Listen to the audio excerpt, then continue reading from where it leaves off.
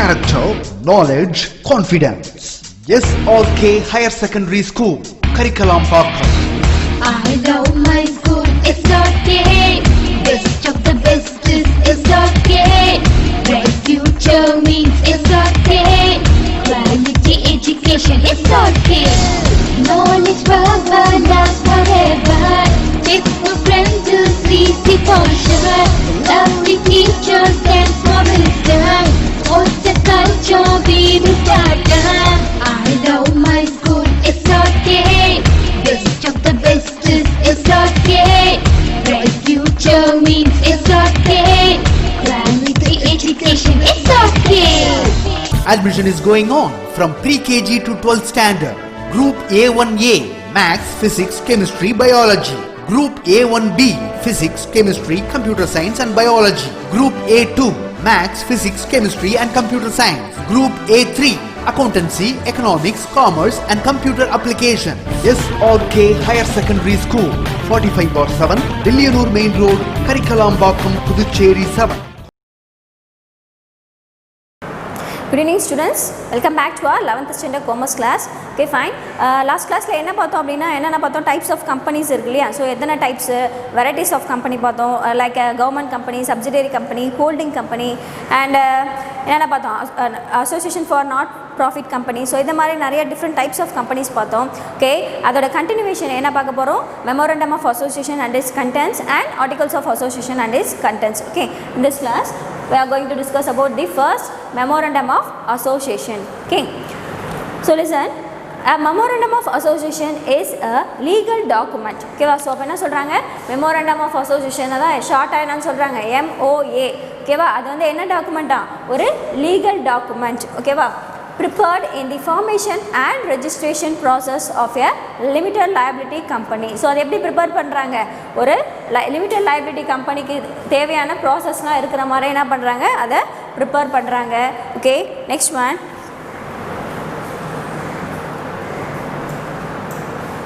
to define its relationship with the shareholders. So அது ஒன்றும் இல்லாமல் கம்பெனிக்கும் அண்ட் ஷேர் ஹோல்டருக்கும் உள்ள ரிலேஷன்ஷிப் எப்படி இருக்குது அப்படின்றது எல்லாமே எதில் இருக்குமா, இந்த MOA, that means memorandum of அசோசியேஷனில் மென்ஷன் பண்ணியிருப்பாங்க. Okay, it reveals what power it has and what activities the company is permitted to undertake. So இது என்னென்னலாம் ரீவீல் பண்ணுது, எதெல்லாம் வெளிப்படுத்துது அப்படின்னு பார்த்தீங்கன்னா, பவர், என்ன பவர் வந்து அந்த கம்பெனிக்கு இருக்குது, அது மட்டும் இல்லாமல் என்னென்ன ஆக்டிவிட்டீஸ் வந்து அதை அண்டர்டேக் பண்ணலாம். ஓகேவா, ஸோ இருக்கும் இல்லையா ஒரு சில கம்பெனி இதை மட்டும் தான் வந்து அண்டர்டேக் பண்ணணும், இந்த மாதிரி ஆக்டிவிட்டீஸ்லாம் வந்து இன்வால்வ் ஆகக்கூடாது அப்படின்னு இருக்கு இல்லையா. ஸோ லைக் தட் ஒரு எந்த கம்பெனிக்கு என்னென்ன ஆக்டிவிட்டீஸ் பண்ணணும் அண்ட் அதோட பவர் என்ன அப்படின்றத இந்த மெமோரண்டம் ஆஃப் அசோசியேஷன் ரீவீல் பண்ணுது. Okay, any act of the company outside the scope outlined in its memorandum is said to be ultra virus and is not binding on it. So அப்படி அந்த memorandum of அசோசியேஷனில் இல்லாத ஏதாவது ஒரு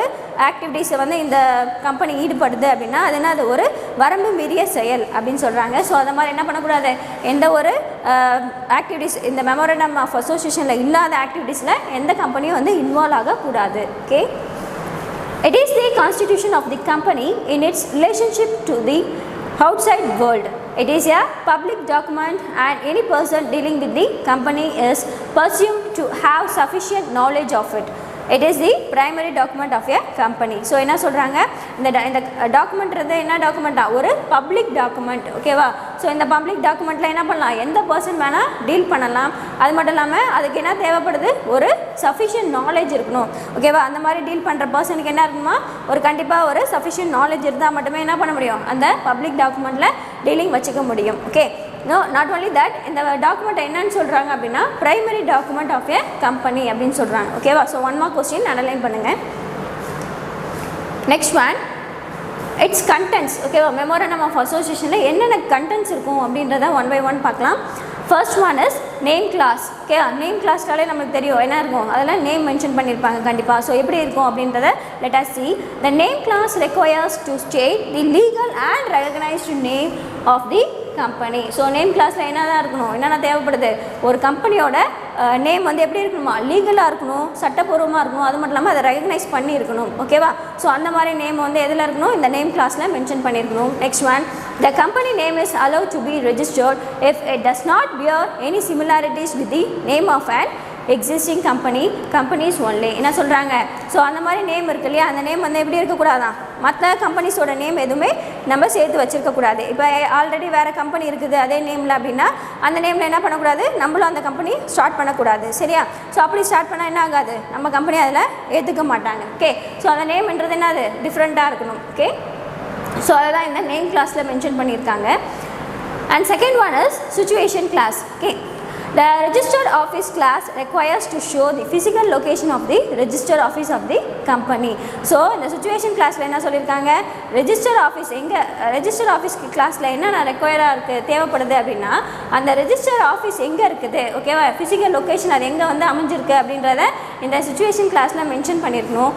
It is required to keep all the company registered in this office. So என்ன சொல்கிறாங்க, இதுக்கு என்னென்ன requirement இருக்குது, கண்டிப்பாக எல்லா கம்பெனியும் வந்து இதில் ரெஜிஸ்டர் பண்ணிடணும் இந்த ஆஃபீஸில் அப்படின்னு சொல்கிறாங்க. த register office should be establish prior to commencing business activities. So என்ன சொல்கிறாங்கன்னா அந்த ரெஜிஸ்டர் ஆஃபீஸ் எங்கே நம்ம பண்ண போகிறோம், எங்கே சிச்சுவேட் பண்ண போகிறோம் அப்படின்ற பிளேஸை எப்போவே சொல்லணுமா, before the establishment of the business activities. ஒரு பிஸ்னஸை நம்ம ஸ்டார்ட் பண்ணுறதுக்கு முன்னாடி என்ன பண்ணணும், அந்த பிளேஸை நம்ம மென்ஷன் பண்ணிடணும் இந்த சிச்சுவேஷன் கிளாஸில். ஓகே, ஸோ அதான் சிச்சுவேஷன் கிளாஸில் மென்ஷன் பண்ணியிருக்காங்க. Next one objective clause. Okay, objective means நோக்கம் அப்படின்னு தெரியலையா. ஸோ அப்போ ஒரு கம்பெனியோட நோக்கம் என்ன அப்படின்றத நம்ம எதில் தெரிஞ்சுக்கலாம், இந்த அப்ஜெக்டிவ் கிளாஸில் தெரிஞ்சுக்கலாம். The objective class requires to summarize the main objectives for establishing the company with reference to the requirement for shareholding and use of financial resources. So objective classல என்னென்ன ரெக்குவயர்மெண்ட் தேவைப்படுது, மெயின் அப்ஜெக்டிவ். ஓகேவா, ஒரு கம்பெனியோட main objective என்ன அப்படின்றத என்ன பண்ணணும், கண்டிப்பாக இந்த அப்ஜெக்டிவ் கிளாஸில் நம்ம எஸ்டாப்ளிஷ் பண்ணியிருக்கணும். Okay, so to the requirements for the shareholder and use of financial resources. So அது மட்டும் இல்லாமல் ஷேர் ஹோல்டர்ஸ்க்கு என்ன ரெக்குவயர்மெண்ட்ஸ் தேவைப்படுது, அவங்களோட தேவைகள் என்ன, அண்ட் என்னென்ன ஃபினான்ஷியல் ரிசோர்ஸஸை எப்படி யூஸ் பண்ணுறோம் நம்ம அப்படின்றது எல்லாமே நம்ம இந்த அப்ஜெக்டிவ் கிளாஸில் மென்ஷன் பண்ணியிருக்கணும். Next one, it is required to state the ancillary objectives, that is those objectives that are required to facilitate the achievement of the main objective. So என்ன சொல்கிறாங்க, ஒரு கம்பெனியோட மெயின் அப்ஜெக்டிவ்னு ஒன்று இருக்கும் இல்லையா. ஸோ அந்த மெயின் அப்ஜெக்டிவை நம்ம அடையணும், அந்த நோக்கத்தை நம்ம அடையணும்னா அதுக்கு தேவையான குட்டி குட்டி அப்ஜெக்டிவ்ஸ், குட்டி குட்டி நோக்கங்கள் இருக்கும் இல்லையா. ஸோ அந்த நோக்கங்களை என்ன பண்ணணும், நம்ம இந்த அப்ஜெக்டிவ் கிளாஸில் மென்ஷன் பண்ணியிருக்கணும். The objective should of free of any provision or declaration that contravenes law or public goods. So என்ன, ஸோ சட்டத்துக்கு மீறி எந்த ஒரு அப்ஜெக்டிவ்ஸ் நோக்கமும் என்ன பண்ணக்கூடாது, இந்த அப்ஜெக்டிவ் கிளாஸில் இருக்கக்கூடாது. ஓகே, அதை தான் சொல்லியிருக்காங்க. The objective should be free of any provision or declaration that contravene laws or public goods. ஓகேவா. Next one, liability clause.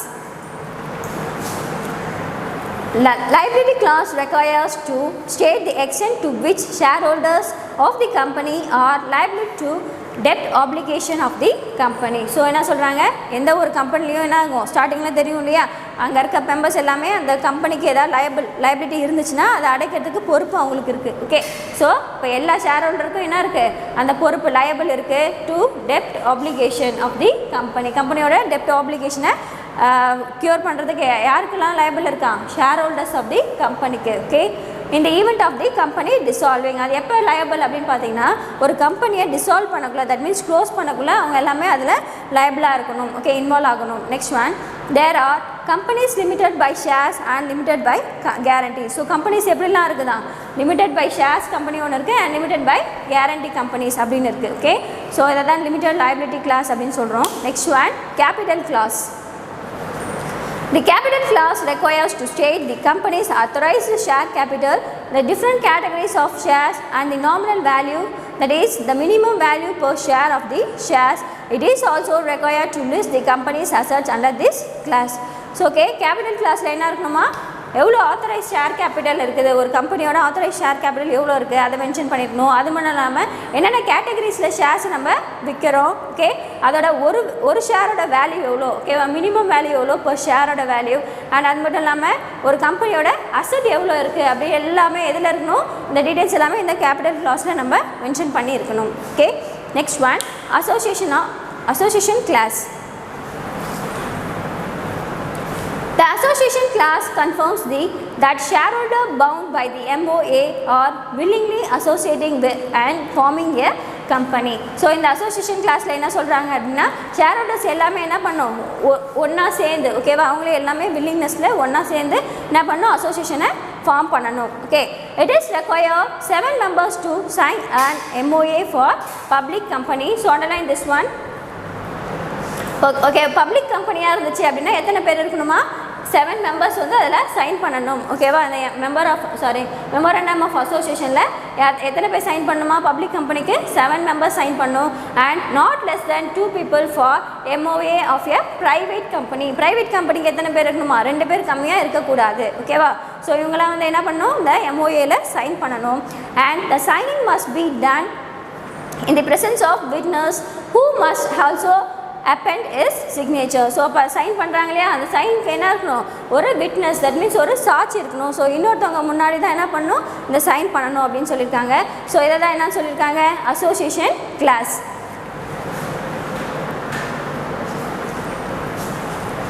And the next one is articles of association. Like memorandum of association மாதிரி இது ஒன்று அது ஒரு document. Okay Articles of Association AOA stands for Articles of Association is a document that contains the purposes of the company as well as the duties and responsibility of its members. So அப்போ AOA ல என்னென்ன இருக்கும் duties and responsibilities. Okay ஒரு மெம்பரோட duties என்ன அவங்களோட responsibility பொறுப்பு என்ன அவங்களோட வேலை என்ன அப்படின்றது எல்லாமே வந்து இந்த AOAல மென்ஷன் பண்ணியிருப்பாங்க.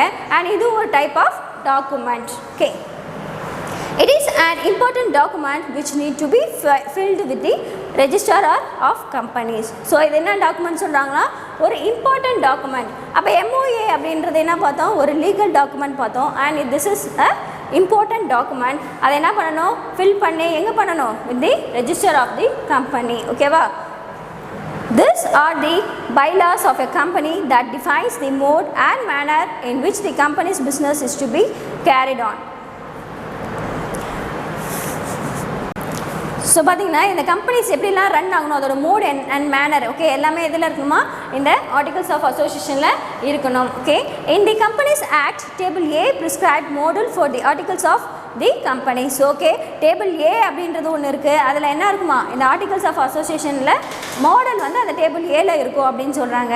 டேபிள் A என்னது அப்படின்னா அது ஒரு type of document. Okay so அப்போ அந்த டைப் ஆஃப் டாக்குமெண்ட் என்னென்ன கண்டெயின் பண்ணியிருக்கு டேபிள் Aல rules and regulation for the internal management of a company. ஒரு கம்பெனியோட இன்டர்னல் மேனேஜ்மெண்ட் அது உள்ளே நடக்கக்கூடிய மேனேஜ்மெண்ட்டோட பற்றின ரூல்ஸ் அண்ட் ரெகுலேஷன் எதில் இருக்குதா டேபிள் Aல இருக்குதா. ஓகேவா அப்போ டேபிள் A வந்து என்ன ஆர்டிகல்ஸ் ஆஃப் அசோசியேஷன் மாடல் எதுலேருந்து எடுத்துக்கிறாங்க அப்படின்னு பார்த்தோன்னா இந்த டேபிள் Aலேருந்து தான் அந்த மாடலை எடுத்திருக்காங்க.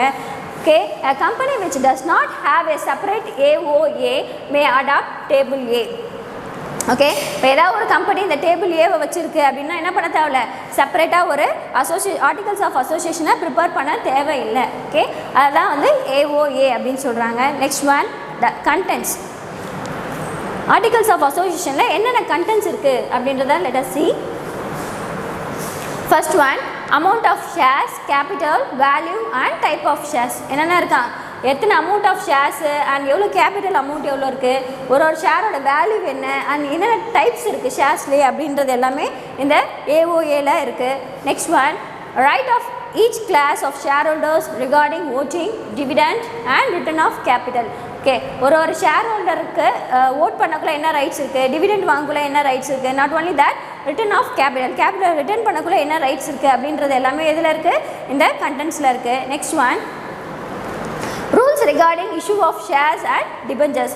இஷ்யூ பண்ணுறாங்களே ஷேர்ஸ் டிபெஞ்சர்ஸ்லாம் இஷ்யூ பண்ணுறாங்களே அது என்னென்ன ரூல்ஸில் வந்து இஷ்யூ பண்ணணும் அப்படின்றதெல்லாம் வந்து இந்த கண்டென்ட்ஸில் மென்ஷன் பண்ணியிருக்கணும். And procedures as well as regulation in respect of making calls on shares. Okay, call shares தெரியும் இல்லையா அந்த கால் ஷேர்ஸ் ப்ரொவைட் பண்ணக்குள்ள என்ன ப்ரொசீஜர் ஃபாலோ பண்ணணும் அப்படின்றத என்ன கொடுத்துருக்காங்க இந்த கண்டென்ட்ஸில் மென்ஷன் பண்ணியிருக்கணும். And manner of transfer of shares இப்போ ஒரு ஷேரை இன்னொருத்தருக்கு நான் ட்ரான்ஸ்ஃபர் பண்ணுறேன் அப்படின்னா அதுக்கு என்ன ரூல்ஸ் ஃபாலோ பண்ணணும் அதுக்கு என்ன ப்ரொசீஜர் இருக்குது அப்படின்றத நம்ம கண்டென்ட்ஸில் இருக்கணும். And borrowing powers of the company. Okay ஒரு கடன் வாங்குது ஒரு கம்பெனி அப்படின்னா அதுக்கு என்னென்ன ரூல்ஸ் ஃபாலோ பண்ணணும் அதுக்கு என்ன பவர் இருக்குது அப்படின்றதே நம்ம கண்டென்ட்ஸில் இருக்கும். Next one rules regarding the appointment remuneration removal of directors. Okay, யாரோ ஒரு ஆள் அப்பாயிண்ட் பண்ணுறோம், இல்லை ரெமுனரேஷன் தட் மீன்ஸ் சேலரி ப்ரொவைட் பண்ணுறோம், இல்லைனா ஒரு டைரக்டர்ஸை ரிமூவ் பண்ணுறோம் அப்படின்னா அதுக்கு என்ன ரூல்ஸ் ஃபாலோ பண்ணணும் அப்படின்றத நம்ம கண்டென்ட்ஸில் கொடுத்துருப்பாங்க.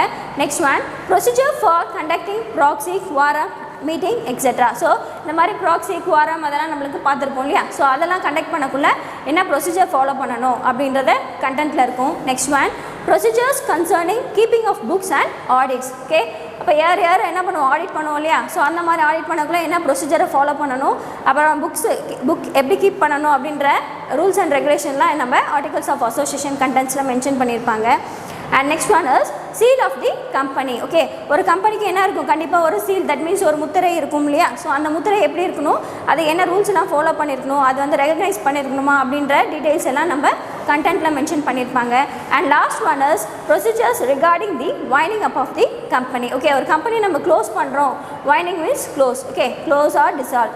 ஸோ ஓகேவா, அப்போ ஒரு கம்பெனி நம்ம க்ளோஸ் பண்ணுறோம் அப்படின்னா அது க்ளோஸ் பண்ணுறதுக்கு டக்குன்னு மூடிட்டு போகிறது இல்லை. ஓகேவா, அதுக்கு என்னென்ன ரூல்ஸ் நம்ம ஃபாலோ பண்ணணும், யார்கிட்டலாம் சைன் பண்ணணும், அப்போ அங்கே மெம்பர்ஸ் எல்லாம் ஒன்றா சேர்ந்து அதில் அவங்ககிட்ட சைன் வாங்கணும், அவங்களுக்கு செட்டில்மெண்ட் பண்ணணும். ஓகே, நிறைய திங்ஸ் இருக்குது. ஸோ அப்போ அதுக்கு என்னென்ன ப்ரொசீஜர்ஸ் என்ன அப்படின்றது எல்லாமே நம்ம இந்த ஆர்டிகல்ஸ் ஆஃப் அசோசியேஷனில் கண்டிப்பாக மென்ஷன் பண்ணியிருக்கணும். ஓகே, ஸோ இதுதான் வந்து ஆர்டிகல்ஸ் ஆஃப் அசோசியேஷனோட கண்டென்ட்ஸ். ஓகேவா, next we are going to discuss about prospectus. Prospectus, according to section 2 of 36 of the Companies Act, any document inviting the public to buy its shares or debentures comes under the definition of prospectus. Okay, ப்ராஸ்பெக்டஸ்னால் ஒன்றும் இல்லாமல் இப்போ நம்மளுக்கு யாருக்காவது function வருது, வீட்டில் என்ன பண்ணுறாங்க, மேரேஜ் இன்விடேஷன் அடிக்கிறோம் இல்லையா. ஸோ இன்விடேஷன் எடுத்து போய் கொடுத்து இந்த மாதிரி எனக்கு மேரேஜ் கல்யாணத்துக்கு வந்துருங்கன்னு சொல்லுவோம் இல்லையா. லைக் தட் இந்த மாதிரி ஒரு கம்பெனி என்ன பண்ணுவாங்க, ப்ராஸ்பெக்டஸ் அப்படின்றத ஒன்று ப்ரிப்பேர் பண்ணி அந்த ப்ராஸ்பெக்டஸை என்ன பண்ணுவாங்க, பப்ளிக்கு கொடுப்பாங்க.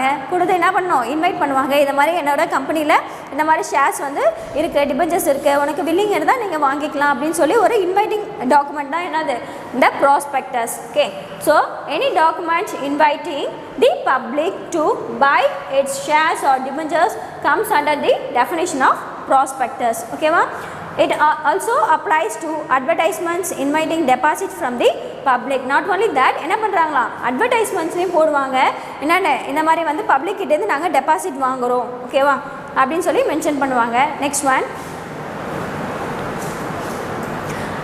கண்டென்ட்ஸ். ஓகே, ப்ராஸ்பெக்ட்னா என்னன்னு பார்த்தோம், அது ஒரு இன்வைட்டிங் டாக்குமெண்ட். என்ன பண்ணுறாங்க, பையர்ஸ் அண்ட் செல்லர்ஸை இன்வைட் பண்ணுறாங்க நம்ம கம்பெனியோட ஷேர்ஸ்க்காக. ஓகே, நெக்ஸ்ட் என்ன பார்க்க போகிறோன்னா, அந்த ப்ராஸ்பெக்டஸில் என்னென்ன கண்டென்ட்ஸ் இருக்கும் இல்லையா, சும்மா கொடுக்க முடியாது இல்லையா. என் கம்பெனியை பற்றி நிறையா நல்லதெல்லாம் சொல்லி என்ன பண்ணுவேன், நான் ஒரு கண்டென்ட்டை டைப் பண்ணி ப்ராஸ்பெக்டை இஷ்யூ பண்ணுவேன். ஸோ அப்போ அந்த கண்டென்ட்ஸ்லாம் எப்படி இருக்கும் அப்படின்றத let us see. A prospectus is the only window through which a prospective investors can look into the soundness of a company's venture. என்ன சொல்கிறாங்க, ப்ராஸ்பெக்டஸ்ன்றது ஒரு விண்டோ அப்படின்னு சொல்கிறாங்க. ஓகேவா, ஸோ என்ன பண்ணலாம், நம்ம ஜன்னல் மூலயமா என்ன பண்ணலாம், பக்கத்து வீட்டில் என்ன நடக்குது அப்படின்றத வாட்ச் பண்ணுவோம் இல்லையா. லைக் தட் இந்த ப்ராஸ்பெக்டஸ் மூலயமா அந்த கம்பெனியில் என்னென்ன நடக்குது, ஓகேவா, என்ன ஷேர்ஸ் வருது, யார் ஆர் டேரக்டர்ஸ் அப்படின்ற எல்லா டீட்டெயில்ஸும் நம்ம கண்டென்ட்ஸை பார்த்து தெரிஞ்சுக்கலாம். Hence it must specify at least the following matters as per schedule 2. So அது என்ன பண்ணுறாங்க, இதில் இருக்கிறது ஏதாவது வந்து கண்டிப்பாக இந்த கண்டென்ட்ஸில் இருக்கணும். First one, the prospectus contains the main objectives of the company. Okay, first என்ன இருக்குமா, ப்ராஸ்பெக்டஸில் கம்பெனியோட மெயின் நோக்கம் என்ன, இந்த அப்ஜெக்டிவ் என்ன அப்படின்றத கண்டிப்பாக ஃபர்ஸ்ட்லேயே கொடுத்துருக்கணும். Not only that, the name and address of the signatories of the memorandum of association and the number of shares held by them. என்ன சொல்லியிருக்காங்க, அது மட்டும் இல்லாமல் அங்கே இருக்க ஷேர் ஹோல்டர்ஸ் இருப்பாங்க இல்லையா. ஸோ அந்த ஷேர் ஹோல்டர்ஸ் எவ்வளோ ஷேர் வச்சுருக்காங்க, அவங்களோட நேம் என்ன, அவங்களோட அட்ரஸ் என்ன, நாட் ஓன்லி தட் அவங்க எவ்வளோ ஷேர்ஸ் வந்து வச்சுருக்காங்க, அதை வாங்கியிருக்காங்க, அதோட டீட்டெயில்ஸ் எல்லாத்தையும் என்ன பண்ணணும், இந்த ஃபர்ஸ்ட் பாயிண்டில் கண்டென்ட்டில் மென்ஷன் பண்ணியிருக்கணும். Okay, the second one is the name, address and occupation of directors and managing directors. ஓகேவா, ஸோ அந்த நேமு, அட்ரஸ், ஆக்குபேஷன். ஓகேவா, அங்கே இருக்க டேரக்டர்ஸோட நேம் என்ன, அவர் அட்ரஸ் என்ன அண்ட் அவரோட ஆக்குபேஷன் என்ன. நாட் ஓன்லி தட், மேனேஜிங் டேரக்டர்ஸ்க்கும் அந்த மாதிரி அவரோட நேமு, அட்ரஸ், ஆக்குபேஷன் ஸோ எல்லாமே எதில் இருக்கணும், இந்த கண்டென்ட்ஸில் மென்ஷன் பண்ணியிருக்கணும். Okay, next one, the number and classes of shares and debentures issued. எவ்வளோ நம்பர் ஆஃப் ஷேர்ஸ், எவ்வளோ நம்பர் ஆஃப் டிபெஞ்சர்ஸ் நம்ம இஷ்யூ பண்ணுறோம் அப்படின்ற டீட்டெயில்ஸ் எல்லாமே இதில் இருக்கணும், இந்த கண்டென்ட்டில் மென்ஷன் பண்ணியிருக்கணும். Next one, the qualification share of the directors and the interest of directors for the promotion of the company. ஓகேவா, directors எவ்வளோ ஷேர்ஸ் வந்து வச்சுருக்காரு, அவருக்கு என்ன குவாலிஃபிகேஷன் இருக்குது, அண்ட் நாட் ஓன்லி தட் அவர் இந்த கம்பெனியோட ப்ரொமோஷனுக்கு என்னென்ன இன்ட்ரெஸ்ட் பண்ணியிருக்காரு, எப்படிலாம் அவர் இன்ட்ரெஸ்ட் வச்சுருக்காரு அப்படின்றதெல்லாம் வந்து இந்த கண்டென்ட்ஸில் மென்ஷன் பண்ணியிருக்கணும். And fifth point, the numbers, description and the document of shares or debentures which within the 2 preceding years have been agreed to be issued other than cash. Okay, கடந்த 2 வருஷத்தில் என்ன பண்ணியிருக்கோம், நம்ம எவ்வளோ வந்து ஷேர்ஸ் டிபெஞ்சர்ஸ் வந்து டாக்குமெண்ட்டை வந்து இஷ்யூ பண்ணியிருக்கோம், அது மட்டும் இல்லாமல் கேஷ்க்கு இல்லாமல் எப்படி இஷ்யூ பண்ணியிருக்கோம் அப்படின்றது எல்லாமே வந்து நம்ம மென்ஷன் பண்ணியிருக்கணும். Next one, the name and address of the vendors of any property acquired by the company and the amount paid or to be paid. So நம்ம வெண்டாஸ் கிட்டேருந்து ஏதாவது வாங்கியிருப்போம் இல்லையா, ப்ராப்பர்ட்டி, நம்மளுக்கு ஒரு கம்பெனி நடத்துறதுக்கு ஒரு இடம் தேவைப்படுது, இல்லை ஒரு பார்க்கிங் பிளேஸ் தேவைப்படுது அப்படின்னா என்ன பண்ணுவோம், பக்கத்தில் யார் இருக்காங்களோ அவங்ககிட்ட அந்த இடத்த நம்ம ஒரு லீஸ்க்கோ இல்லைனா வந்து ஃபுல் அமௌண்ட் கொடுத்து ரெடியாகவே நம்ம வாங்கிப்போம். ஓகே, ஸோ அந்த மாதிரி வாங்குகிறோம் இல்லையா, அவங்க தான் வெண்டாஸு. அவங்கள பற்றின டீட்டெயில்ஸ் நம்ம அவங்ககிட்ட என்ன வாங்கியிருக்கோம், அவங்களோட நேம் என்ன, அவங்களோட அட்ரஸ் என்ன, அண்ட் அவங்ககிட்ட என்ன ப்ராப்பர்ட்டி நம்ம அக்யூர் பண்ணோம், அதோட அமௌண்ட் எவ்வளோ, இல்லை இன்னும் அவங்களுக்கு எவ்வளோ வந்து பே பண்ணணும், அதான் டு பி பெய்டு. ஓகே, எவ்வளோ பே பண்ணணும் அப்படின்ற டீட்டெயில்ஸ் எல்லாமே என்ன பண்ணணும், நம்ம கண்டென்ட்டில் மென்ஷன் பண்ணியிருக்கணும்.